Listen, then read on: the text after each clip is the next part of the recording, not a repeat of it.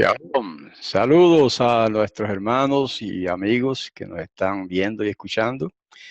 En este día precioso de hoy vamos a tener un estudio, un análisis breve de otra visión de Ezequiel, Yehezkel, ¿verdad? Conocido como Ezequiel. Vamos a ver enseguida el documento para hoy y tenemos, me parece que un estudio bien importante también. La señal de las dos varas. Probablemente todos han leído ese pasaje, todos los que me escuchan habrán leído ese pasaje, algunos ya lo han analizado y lo han entendido. Es probable que algunos no lo hayan hecho todavía. Y en este día pues vamos a ayudar a aquellos que no han entendido todavía este pasaje o que nadie se lo ha explicado, ¿verdad? O que aún así pues no lo comprenden a cabalidad.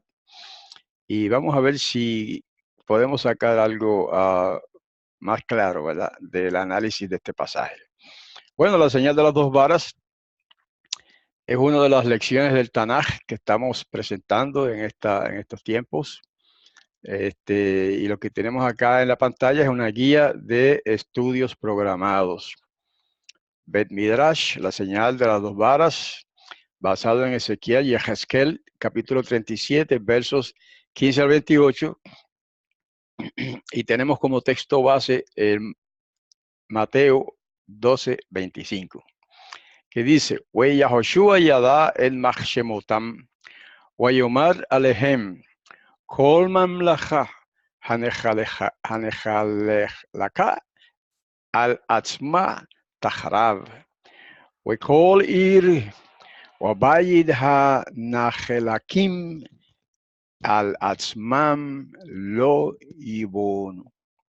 Pero Yahoshua conocía sus pensamientos, o sea, de los fariseos, y les dijo: "Todo reino dividido contra sí mismo está arruinado, y toda ciudad o casa divididas contra sí mismas no permanecerán." Una máxima importante, ¿verdad?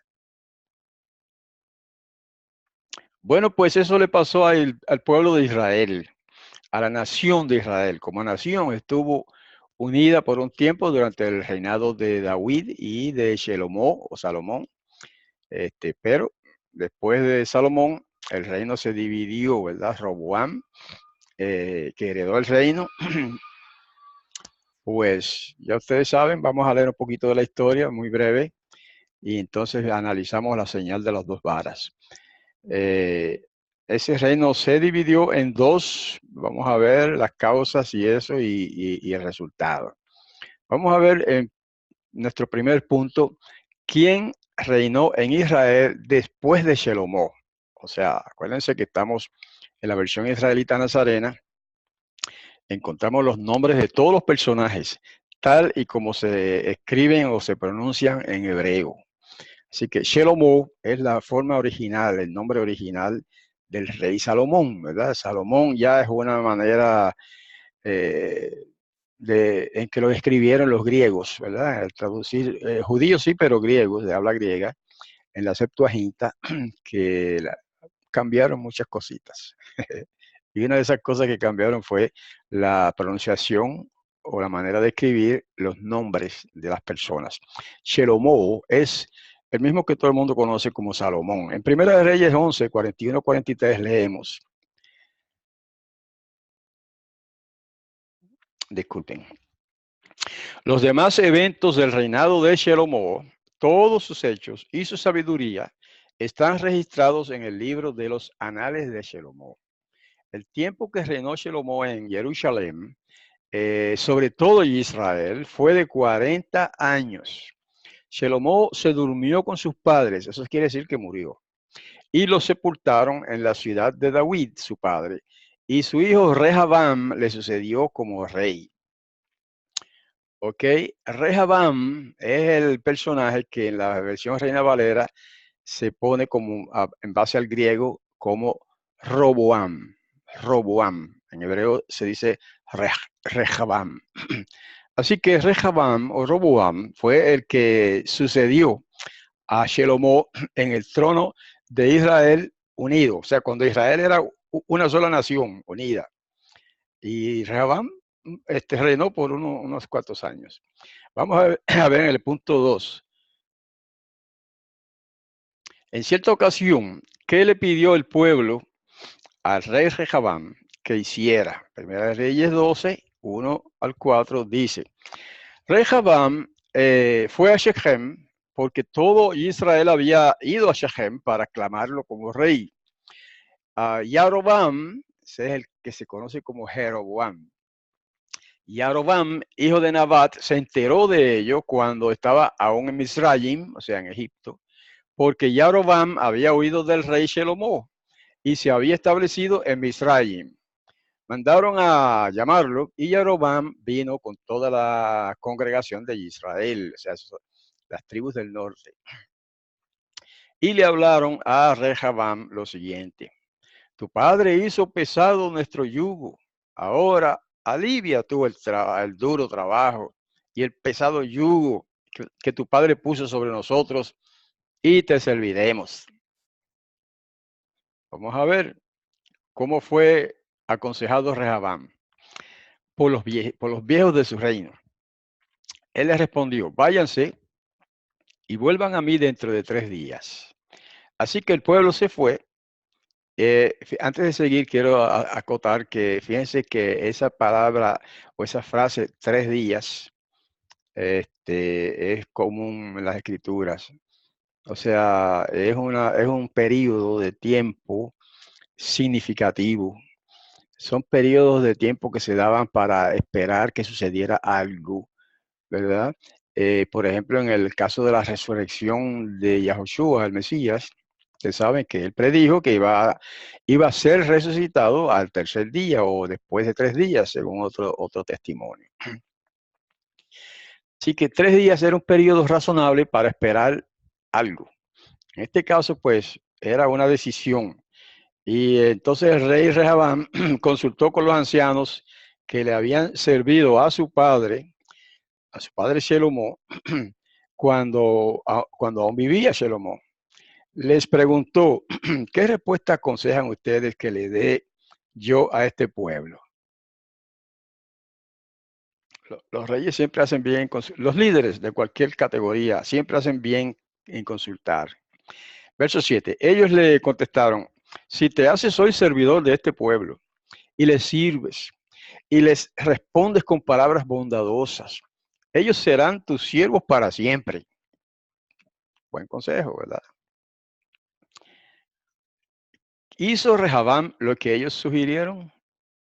Primera de Reyes 12, 8 al 13 dice, pero él, Rehoboam, o el llamado Roboam, ignoró el consejo que le dieron los ancianos y consultó con los jóvenes que se habían criado con él y que estaban a su servicio. Les preguntó, ¿qué aconsejan ustedes que respondamos a este pueblo que me ha dicho, alivia el yugo que tu padre puso sobre nosotros? La misma consulta, ¿ves? Y los jóvenes que se habían criado con él respondieron, háblale así a este pueblo que ha dicho tu padre hizo pesado nuestro yugo, pero tú hazlo más liviano sobre nosotros. Diles, mi dedo meñique es más grueso que la cintura de mi padre. Eso es una gran hipérbole, ¿verdad? El verso 11, mi padre cargó sobre ustedes un pesado yugo y yo les añadiré a su yugo. Le añadiré a su yugo. Mi padre los azotó con látigos, pero yo los azotaré con escorpiones. Otra exageración, ¿verdad? Otra hipérbole, porque eso no es posible, literalmente. Entonces, Yaroboam y todo el pueblo vinieron donde Rehoboam, al tercer día, siendo que el rey les había dicho, vuelvan a mí al tercer día. El rey le respondió al pueblo con dureza, ignorando el consejo que le habían dado los ancianos. A ver, fíjense qué testarudo, le respondió con dureza, todo lo contrario a lo que le aconsejaron los ancianos. Punto 5. ¿Qué sucedió como resultado de contestar tan bruscamente al pueblo. Vemos ahora en Primera de Reyes, capítulo 12, de versos 16 al 20. Cuando todo Israel vio que el rey no les había hecho caso, el pueblo le respondió al rey: no tenemos parte con David, no tenemos herencia con el hijo de Ishai. A tus moradas, Israel. Esa fue una rebelión. Vela ahora por tu propia casa, oh David. Entonces los israelitas se fueron a sus moradas. Pero Rehabam continuó reinando sobre los israelitas que habitaban en los poblados de Yahudá, o sea, las tribus del norte, del sur, perdón, las tribus del sur. Ok, verso 18. El rey Rehabam envió a Adoniram, que estaba a cargo del tributo laboral, pero todo Israel lo apedreó y murió. O sea, lo envió al norte, donde estaban las 10 tribus del norte, a cobrar el tributo. Y el pueblo de las 10 tribus del norte, que ya se habían rebelado, se habían apartado del reino, ¿verdad? Habían formado su propio gobierno, pues lo apedrearon hasta que murió. Entonces el rey Rehabam se apresuró a subir en su carro para huir a Jerusalén. Así se rebeló Israel contra la casa de David, como es todavía el caso.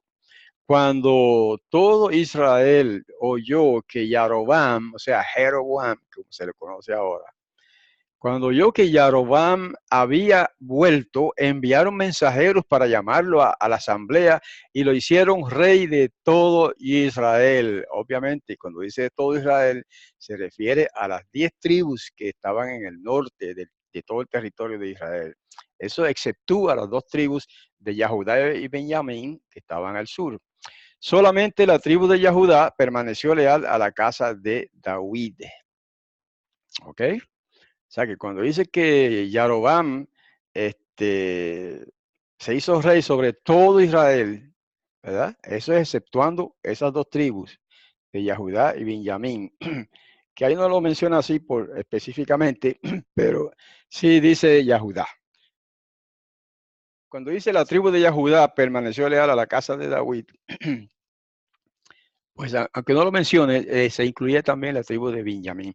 Lo que pasa es que la tribu de Benjamín se asimiló a Yahudá, como que perdió su identidad propia como tribu, más o menos, ¿verdad? No totalmente, pero en términos de nombre, por lo menos, se asimiló a Yahudá, que es lo que todo el mundo conoce hoy como Judá. Judá es una españolización del nombre.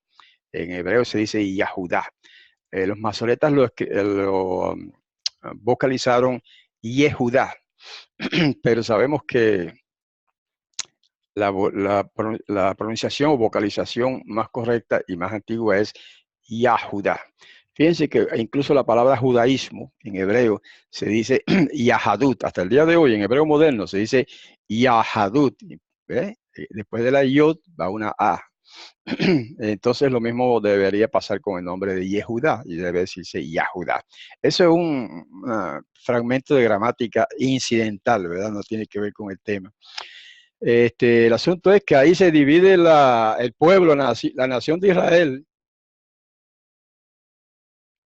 La nación de Israel se divide en 2, ¿verdad? Las 10 tribus al norte, las 10 tribus que quedaban al norte siguieron llamándose Israel, y las 2 tribus que quedaron al sur de la tierra de Canaán, pues se conocían como Judá o Yahudá. ¿Okay? Entonces, aquí tenemos una pequeña nota, que las acciones de Rehabam, como resumen, las acciones de Rehabam, o sea, Roboam, el hijo de Salomón, causaron una división en el reino de Israel. Las acciones y las actitudes. Muchas veces cuando hay divisiones, en cualquier grupo, sea congregación, iglesia, pueblo, nación, lo que sea, y hay acciones contradictorias y posiciones contradictorias, generalmente se causa una división. Y eso pasó aquí, causaron una división en el reino, en el gobierno, en la nación de Israel. De ahí en adelante hubo 2 reinos opuestos. Israel, el reino del norte, con su capital en Shomron, que ha venido a pasar al español como Samaria, ¿verdad? Gracias al griego otra vez, porque en el griego no se llama Samaria, perdón, en el hebreo no se llama Samaria, sino Shomron, que por el nombre del fundador, ¿verdad? De esa área, allá, un tal Shomer.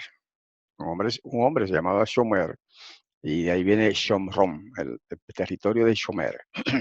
Así que la capital en esa ciudad, que llegó a llamarse una ciudad, pero también un territorio, Shomron, al norte de Israel, era el reino de las 10 tribus. Y dice que bueno, Samaria y Judá, ya lo dijimos, el reino del sur con su capital en Jerusalén. Quiero acotar también que ustedes ven que yo siempre escribo Jerusalén con M al final. Es lo correcto. Desgraciadamente, porque es una desgracia, la Real Academia Española decidió que Jerusalén no se debe escribir con M al final, sino con N y con acento en la E. Jerusalén, eso es extraño al hebreo, hermanos. En hebreo no hay ningún sitio que se llame Jerusalén. Eso desvirtúa incluso el significado de la palabra. Shalem viene de, igual que Shalom, ¿verdad? Significa paz. Entonces, Jerusalén es el fundamento de paz. Ese es el significado del nombre Jerusalén. Si usted escribe con N al final, desvirtúa esa palabra y pierde su significado. Pero eso es otra nota marginal, ¿verdad? Que no tiene que ver con el tema, pero me gusta aclarar ciertas cosas para que se vaya entendiendo mejor la Sagrada Escritura y su significado. Y también para que se pueda apreciar la importancia de la versión israelita nazarena, que corrige todos esos errores que han cometido los traductores y basados, ¿verdad?, en la Real Academia Española, de cambiar las terminaciones de las palabras hebreas, como en este caso. Vamos al punto 6. A ver, ahora entramos a la visión directamente. ¿Qué representan? Dos varas que se le mostraron a Yehezkel en una visión profética. ¿Okay? En Ezequiel 37, 16 al 17, siempre hacemos referencia a los nombres comunes como Ezequiel, ¿verdad? Para que todo el mundo lo entienda, porque él se llamaba en realidad Yehezkel, pero bueno, como ya las traducciones españolas aparece como Ezequiel, pues utilizamos también ese nombre para que todo el mundo entienda. Dice en Ezequiel 37, 16 y 17, tú, hijo de hombre, ese hijo de hombre ahí es Yehezkel, toma una vara y escribe sobre ella para Yahudá y los hijos de Israel, sus compañeros. Todo eso decía la vara. Toma después otra vara y escribe sobre ella para Yosef, vara de Efraín y toda la casa de Israel. Ahí están los nombres o designaciones, incluso aportadas por el Todopoderoso a través de una visión para los dos reinos, ¿verdad? El reino del sur seguiría llamándose Yahudá, se llamaría Yahudá de ahí en adelante. Y el reino del norte, que eran las 10 tribus, se llamaría Yosef, pero también Efraín. ¿Okay? Ya ustedes saben, porque Efraín, o conocido como Efraín en español, pues era un hijo de Yosef. Y de ahí en adelante, por lo menos en términos de esta escritura, ¿verdad? Se conoce entonces a las tribus del norte. Cuando decimos el norte se refiere a la parte norte de la tierra de Canaán, que era donde estaba ubicada la nación de Israel. ¿Ok? Entonces, usted puede consultar esto en los mapas de su Biblia. Usted tiene una Biblia, al final, casi todas las Biblias tienen mapas al final. Busque un mapa que dice la tierra de Israel o algo así, en las 10 tribus, porque esas palabras, las 10 tribus, es la clave para encontrar ese mapa. o las 12 tribus, mejor dicho. Entonces ahí te puede ver que las 10 tribus del reino de Israel quedaban al norte y las 2 tribus del reino de Judá quedaban al sur. Bueno, ahora viene lo interesante. ¿Ok? Toma después otra vara y escribe sobre ella para Joseph, vara de Efraín, y toda la casa de Israel, sus compañeros. Todo eso iba escrito en esa vara. Luego, únelas, las 2 varas, una con otra, para que sean una sola, y serán una sola en tu mano. Oh, hermano, esto es bien interesante, bien importante este símbolo.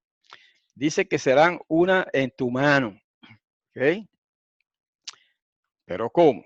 Bueno, eso sucedió ahí milagrosamente. ¿Se acuerdan los milagros que se realizaron con la vara de Moshe? ¿Eh? Que Moshe la tiró al suelo, se volvió una serpiente la vara, y luego Yahweh le dijo, agárrala por la cola. Entonces él agarró la serpiente por la cola y se convirtió en vara otra vez. Milagros del Todopoderoso, el Creador Omnipotente tiene el poder de hacer eso y muchísimo más. Pues aquí le dice Ezequiel, toma las 2 varas, júntalas una con la otra para que sean una sola y serán una sola en tu mano. Ok, interesante. Ahora quiero subrayo esa frase porque quiero que recuerden este detalle. Esas 2 varas se harían una sola en la mano de quién? De Yehezkel o Ezequiel. Ok, vamos a seguir leyendo ahora. Después que Israel sea reunido, ¿qué sucederá? Ezequiel 37, 22.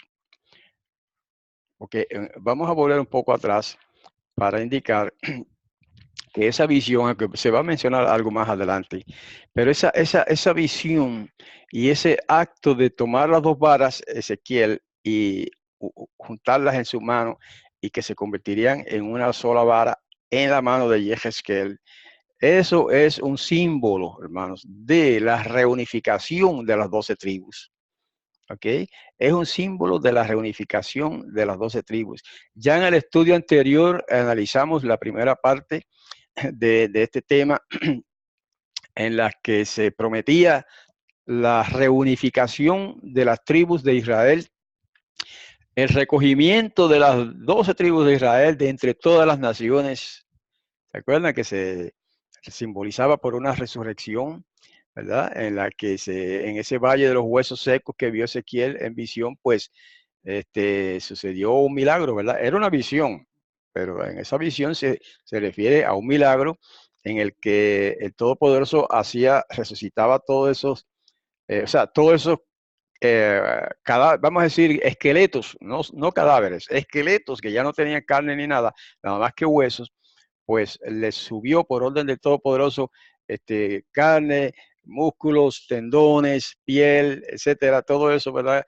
Y luego se les daría el espíritu de vida y resucitarían. Eso era en la visión una resurrección, pero en la realidad eso representaba el resurgimiento de una nación. ¿Ok? La resurrección se puede decir de una nación, de un pueblo, que era el pueblo de Israel, con las 12 tribus.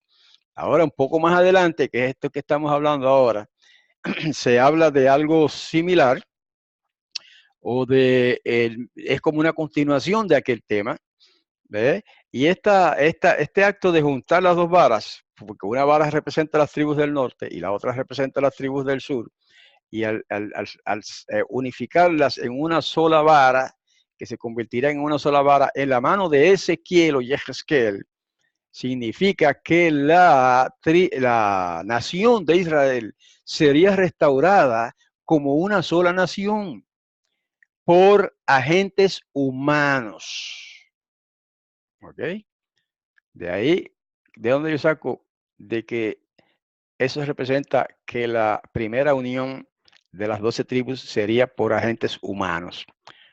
El hecho de que dice, y serán una sola en tu mano, no en mi mano, o sea, hablando Yahweh, ¿verdad? Él no dijo en mi mano, sino en tu mano.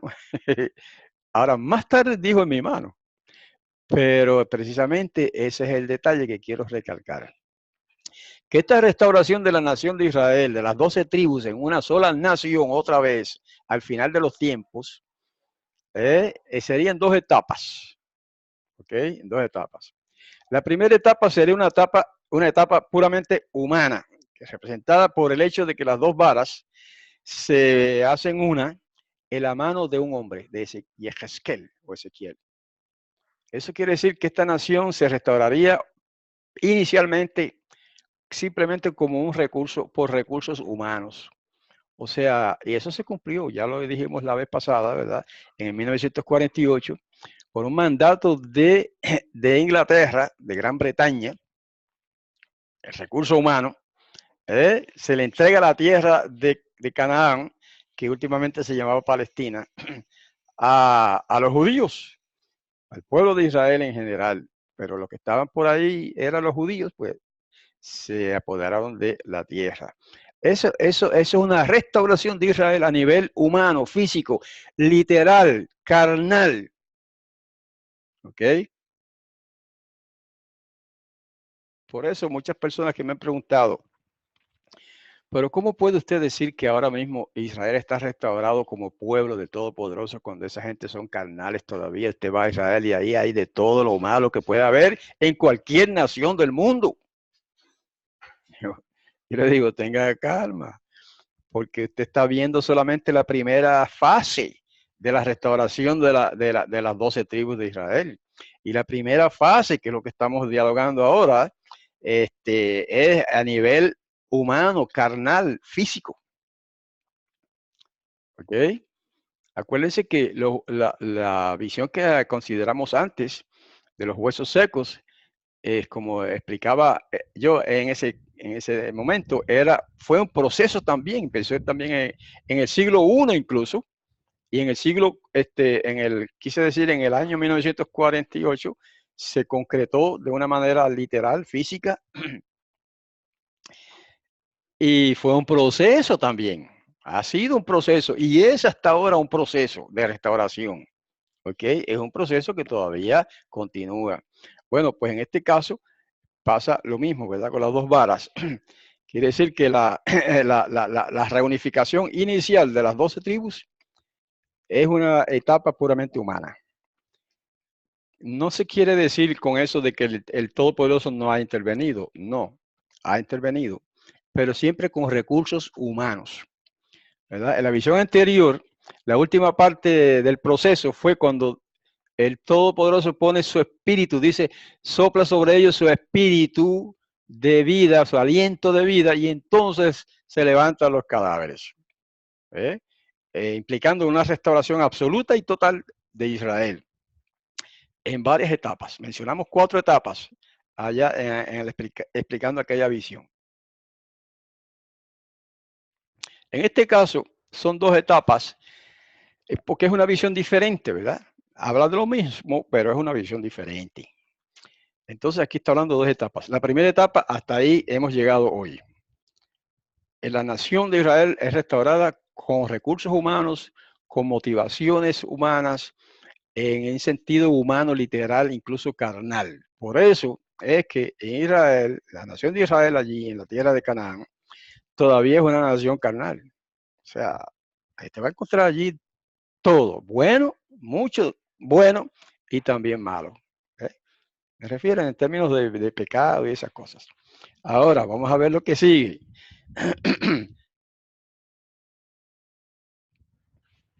Ok, vamos a ver lo que sigue. El próximo punto. Después que Israel sea reunido, ¿qué sucederá? Ahí está. Ezequiel 37:22 decía, o dice, haré de ellos una sola nación en la tierra, en los montes de Israel, o sea, esa es la tierra física, literal allí, y todos ellos tendrán un solo rey. Nunca más serán 2 naciones, ni nunca más estarán divididos en 2 reinos.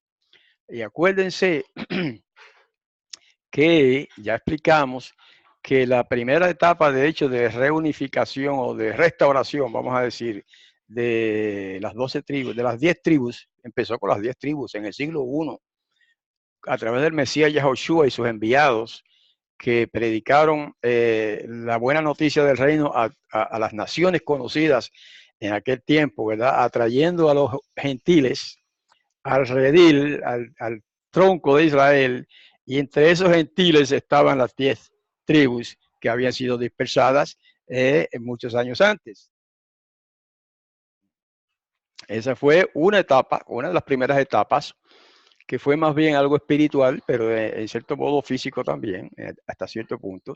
Y en el 1948 entonces se hace más físico el proceso. Y entran entonces de todas las naciones, fluyen a la tierra de Israel, judíos y algunos y muchos gentiles también, y miembros de las 10 tribus también, que estaban ahí. Lo que pasa es que nosotros como humanos no podemos identificar y decir, mira, este es de las 10 tribus, este es de la otra tribu. No, pero el Todopoderoso lo sabe. Entonces aquí hay un elemento nuevo. Dice que tendrán un solo rey y que nunca más serán dos naciones. ¿Ok? Hasta el día de hoy es así. No se han dividido más. No se han vuelto a formar en dos naciones, una sola nación. Y dice que tendrán un solo rey. ¿Ok? Ahora,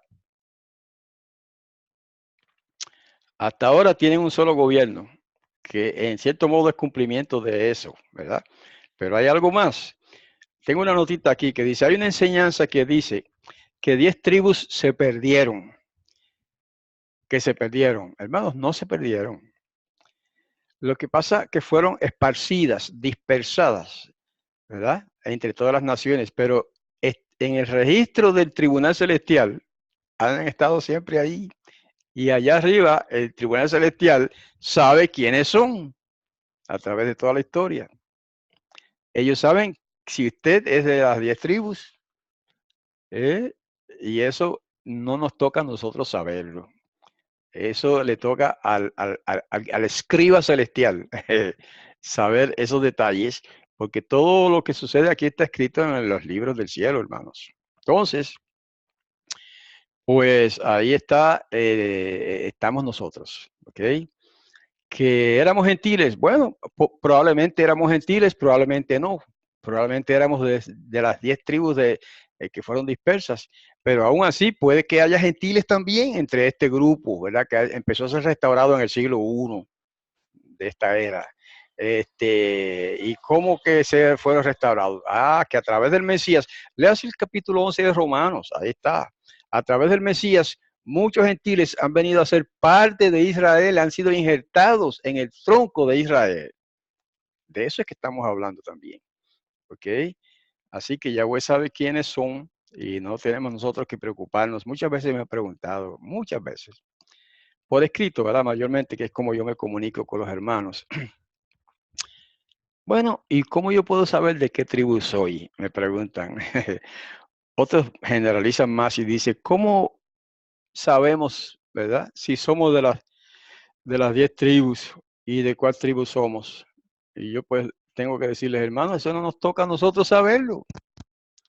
Es como cuando los discípulos le preguntaron a Yahushua allí en persona, después de haber resucitado, pero era hombre todavía, y como lo es todavía, ¿cuándo serán estas cosas y qué señal habrá de tu venida? No, después le preguntan, eso fue Mateo 24, en el capítulo 1 de Hechos dice que le preguntaron al Mesías, ¿es ahora que vas a restaurar el reino a Israel? Ellos esperaban que el reino le iba a ser restaurado a Israel. Ellos tenían la esperanza correcta. Solamente los corrigió en un detalle. Le dijo, bueno, no les toca a ustedes saber cosas que solamente están en la potestad del Padre. Solamente el Padre sabe las fechas y los tiempos y cuándo y cómo va a hacer las cosas. Pero aquí pasa algo semejante, ¿verdad? No nos corresponde a nosotros saber si somos de las 10 tribus o no. No nos corresponde saber de qué tribu somos. No se puede saber para nosotros, pero el cielo lo sabe. El cielo lo sabe y eso es lo importante, hermanos. Eso es lo importante, que lo sepa el cielo. y que esté registrado nuestro nombre allí, en los libros del cielo, donde corresponde estar, ¿verdad? Que ellos sabrán, no se preocupen por eso. Punto 8. ¿Dónde envió Yahoshua a sus discípulos? Mateo 10, 5 y 6 dice, a estos 12, a los 12 llamados apóstoles en griego, ¿verdad? En hebreo se llaman Shelchim, los enviados. A estos 12 enviados los envió Yahoshua, dándoles estas instrucciones. No vayan por los caminos de los gentiles, porque la primera etapa de esta restauración no era para los gentiles. Ni entren en las ciudades de los shomronitas, o sea, de los samaritanos, como se dice ahora. Pero vayan más bien a las ovejas perdidas de la casa de Israel. Ok. Entonces, la primera etapa de esta restauración espiritual en el siglo I, que ya lo mencioné la vez pasada, no era para llevar este mensaje al mundo entero y restaurar a las tribus que estaban dispersas en el mundo. No, eso se hizo, sí, eso venía, pero más tarde. ¿Okay? En esta etapa inicial, estando el Mesías aquí mismo, o cuando dio la orden, era para las tribus o las ovejas perdidas de la casa de Israel, pero que estaban en el territorio de Israel. Ahora, un poco más tarde, a través del apóstol Shaul, Pablo, entonces se extendió esa orden, se amplió hacia todas las naciones y de ahí en adelante entonces empezó el proceso de restauración de las 10 tribus, incluidos gentiles. De hecho, las 10 tribus se habían hecho gentiles, porque habían perdido su identidad. Para sí mismos la habían perdido, pero no para el cielo. Entonces ahí se añaden los gentiles más adelante a través del ministerio de Shaul. El Mesías Yahushua nunca le predicó a los gentiles. Ustedes deben saber eso. Sí tuvo algún contacto con gentiles, incluso sanó a algunos gentiles, pero eso es otra cosa. De predicarles el evangelio, el mensaje del reino a los gentiles, Yahushua en persona nunca lo hizo. Entonces, él comisionó a Shaul, lo que llaman Pablo ahora, ¿verdad? Para esa misión de llevar este mensaje a los gentiles. Y esas son también parte de la casa perdida, las ovejas perdidas más bien, de la casa de Israel. ¿Ok? Entonces, por eso mencioné que en la vez pasada que ese proceso de restauración se inició en el siglo I con la predicación del Mesías primero, con la predicación de Shaul, de los apóstoles, los 12 apóstoles en general, y muy especialmente con la predicación de Shaul a las naciones gentiles. Se amplió mucho más ese proceso de restauración, ¿ok? Pero eso era a un nivel como espiritual, en cierto modo. O sea, que no estaban, no se los llamó a congregarse en un lugar para formar una nación. Eso fue lo que se hizo en 1948. Entonces se abrió el llamado a todos los israelitas de todas las tribus a mudarse a la tierra de Israel. Y fluyeron judíos por millones y siguen fluyendo judíos e israelitas y gentiles que se convierten también al Mesías y entran a ser parte de Israel. Todo eso, ¿ok? Aquí en la nota estoy diciendo que las palabras perdidas en este verso se refiere a la condición espiritual extraviada de Israel, ¿verdad? No de que estuvieran perdidas en el sentido de que el cielo perdió el rastro de ellos, no, sino en ese sentido, ¿verdad? De una condición espiritual extraviada. O sea, lejos del pueblo de Israel y lejos de los caminos de Yahweh. En el punto 9, cuando todo Israel sea reunido, ahora viene algo muy, muy importante. ¿Quién será su rey y quién será su pastor? Leamos Ezequiel 37, 24 y 25. Mi siervo David será rey sobre ellos, porque está hablando de la restauración, del Israel restaurado. Y mi siervo David será rey sobre ellos, y habrá un solo pastor para todos ellos. Interesante. David, si David está muerto, y el Mesías mismo dijo que David no subió al cielo, que dice que está muerto, pero sigue diciendo, andarán según mis decretos, Guardarán mis estatutos y los pondrán en práctica. Habitarán en la tierra que di a mi siervo, a Jacob, en la cual habitaron sus padres, o sea, la tierra de Canaán. En ella habitarán para siempre. Y ahí están. Ellos, sus hijos y los hijos de sus hijos. Y mi siervo David será su gobernante para siempre. Wow, esto es un pasaje difícil. Esto es una porción difícil del pasaje, difícil de entender. Porque basado en eso, algunos, muy pocos, pero algunos han dicho, eso quiere decir que David va a resucitar ahora en nuestro tiempo, antes de que venga el Mesías, para reinar allá en Judá, en la tierra de Israel.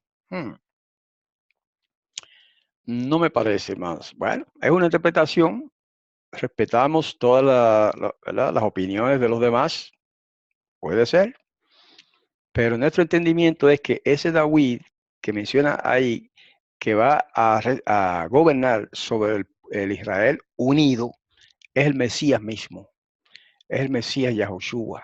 ¿Okay? ¿Quién otro puede ser? Si David está muerto, bueno, usted quizá diría, bueno, lo pueden resucitar. Ok, esa es una manera de verlo. Nuestra manera de verlo es que ese David que es el siervo de Yahweh y que será el gobernante para siempre, esa es la clave, no puede ser David.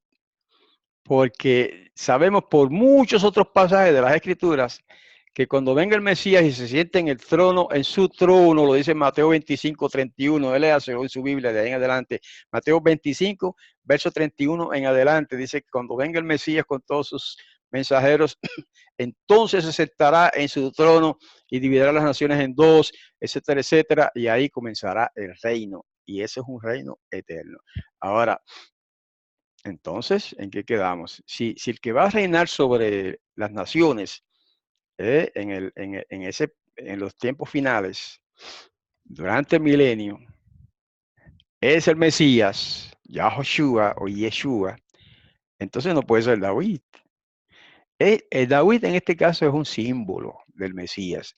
David es un tipo del Mesías y el prototipo, o sea, el que cumple el tipo es Yahushua, el Nazareno, ¿ok? Nuestro Mesías.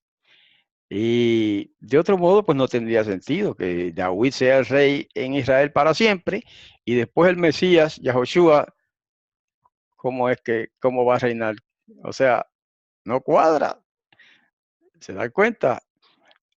Uno solamente de los dos es el que va a reinar para siempre. Y ya sabemos por muchos otros pasajes que el Mesías se sentará en el trono de David y reinará para siempre en esta tierra, ¿verdad? En esta tierra. Vamos a ver un punto más.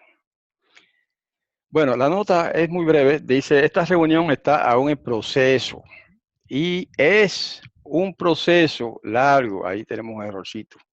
Pero su culminación final y total se realizará cuando venga el Mashiach a Israel.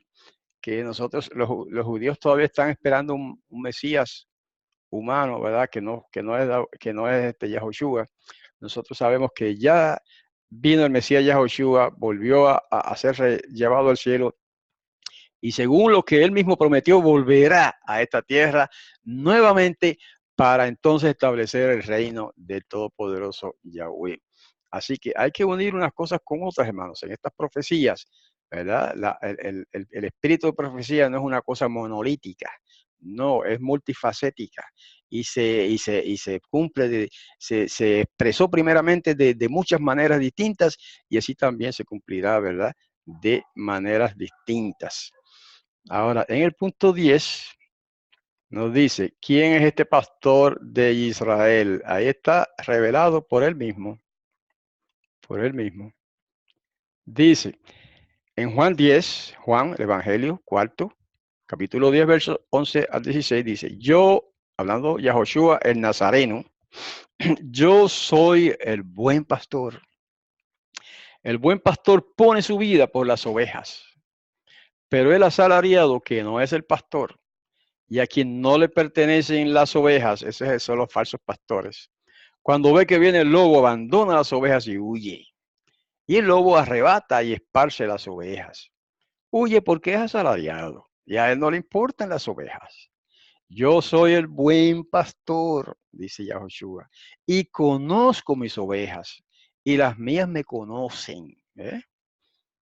Como el Padre me conoce, yo también conozco al Padre. Vamos a hacer un paréntesis aquí para acotar algo importante, porque algunos hermanitos por ahí están creyendo la teoría de que Yahweh y Yahoshua es la misma persona, de que el Padre y el Hijo es el mismo, la misma persona. Eso es un error grave. Aquí mismo él contradice eso. Hablando él mismo, dice, como el Padre me conoce, ese es uno, yo también conozco al Padre, el Padre y yo, hablando él. Son dos personas, claro, y pongo mi vida por las ovejas. Verso 16, también tengo otras ovejas que no son de este redil. Cuando dice este redil se refiere al redil judío y a Judá, a aquellos a quienes él estaba hablando, de entre quienes sacó sus 12 discípulos. Otras ovejas que no son de este redil judío, a ellas también tengo que traerlas, lo que les explicábamos antes, ¿no? De las 12 tribus dispersas. Y oirán mi voz, y así habrá un solo rebaño y un solo pastor. Ahí está. Entonces, si cuando venga el Mesías, habrá un solo rebaño y un solo pastor, y él dice que él es el pastor, entonces no puede ser David literalmente. Aquella profecía de David sí se cumple, pero es a través del Mesías, de Yahoshua. ¿Ok? Cuando damos este estudio en una clase física, pues proponemos lo que tengo aquí en esta notita, que se discuta en la clase a quién se referiría el Mesías con la expresión también tengo otras ovejas que no son de este redil. Lo que pasa es que como aquí no estamos en una clase física con personas físicas ahí delante de mí y haciendo preguntas y comentando, pues lo hemos hecho de esta manera, ¿verdad? Yo les presento la interpretación de una vez de que esas otras ovejas que no son del redil judío, y que a él dice que le conviene traerlas también, son los gentiles y los miembros de las 10 tribus del norte que fueron dispersados en las naciones y sus descendientes, todos esos junto con los gentiles que han creído en el Mesías Yahoshua, todo ese conglomerado de seres humanos son esas otras ovejas que el Mesías, a la que el Mesías hace referencia aquí y que dice que le conviene traer y que cuando las atraiga o cuando te culmine este proceso de restauración de las 12 tribus para iniciar el reino mesiánico de 1000 años, todos esos gentiles y judíos y israelitas de las 10 tribus que han sido rescatados por la sangre del Mesías, todos formarán un solo rebaño, un solo pueblo, con un solo pastor, que es el Mesías, Yahoshua o Yeshua. Los cristianos ahora lo conocen como Jesús, ¿verdad? Que viene del griego, una forma griega del nombre. Cuando llegue el momento, pues todos sabrán claramente cuál es su nombre, que en arameo se dice Yeshua, significa Salvador, y en hebreo el nombre original es Yahoshua, que significa Yahweh es el Salvador. O sea, que Yahushua es el Salvador que nos envía Yahweh. Pero en primera instancia, nuestro Salvador es Yahweh el Padre. Y Él nos envía a su Hijo como Salvador para rescatarnos del pecado y finalmente rescatarnos también de la muerte, que es lo más interesante, lo más importante. Así que con esto, hermanos, terminamos nuestra consideración de hoy de esta visión de las dos varas. Espero que hayan adquirido por lo menos un poquito más de discernimiento en este tema, ¿verdad? De qué representan esas dos varas y todo esto que hemos explicado.